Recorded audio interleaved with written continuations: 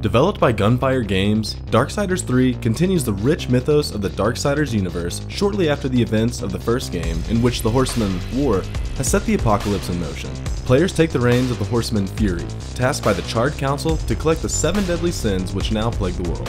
Given that the initial Darksiders launched in 2010 and its sequel in 2012, Darksiders 3 opens with a narrative that heavily banks on you remembering the events of the previous 2 games over the span of the last 6 years, and offering little in the way of a refresher. At first, this felt like a good way to have Fury strike out on her own story, but even the small amounts of narrative we do get are simply not enough to pull me back into this world that should be incredibly interesting to get lost in. As Fury begins her quest to gather the 7 deadly sins, the Charred Council assign her a Watcher to keep her on task. It's a simple way to give Fury a counterpoint companion to play off of, with their first meeting implying that the Watcher is a fan of Fury's methods. The Watcher's personality then shifts between being a cautious ally and smart-mouthed annoyance with little rhyme or reason.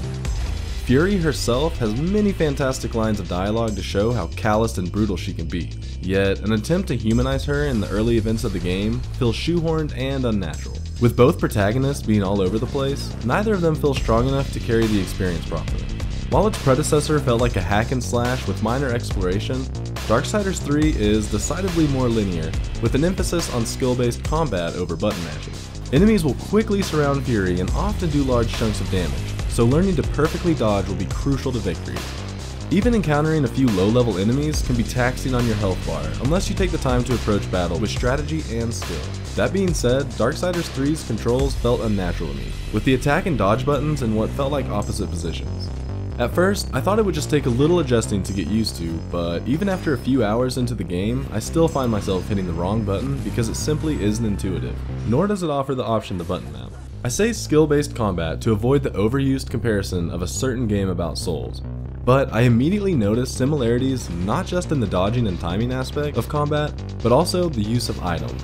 Your Nephilim Respite is a healing potion that will refill as you defeat enemies. However, using it or any of the consumable items requires Fury to be completely motionless, and then take her time to administer it.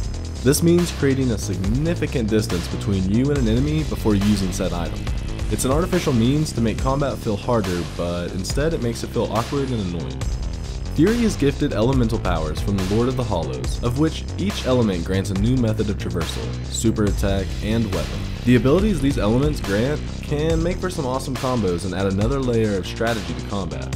However, it takes a lengthy amount of time before Fury gains these abilities, making for a rather boring introduction to the game.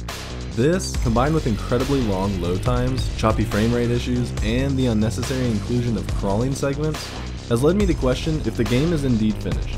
Characters like Yulthane the Maker, Pride, and even Fury herself feel graphically outdated.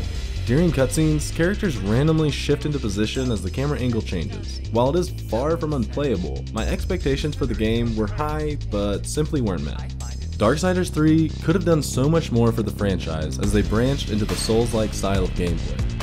However, frame rate problems, long load times, outdated graphics, and the kind of bugs that shouldn't be a problem anymore, coupled with the lacking narrative and shoehorned character development, left me disappointed. I wanted to get pulled into this world once more, but instead, I was left wanting to get out.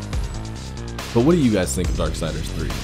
Are you a fan of the new playstyle, or are you going to miss the hack and slash themes of the first 2? Let us know in the comments below, and as always, stay tuned to COGconnected for all your video game needs.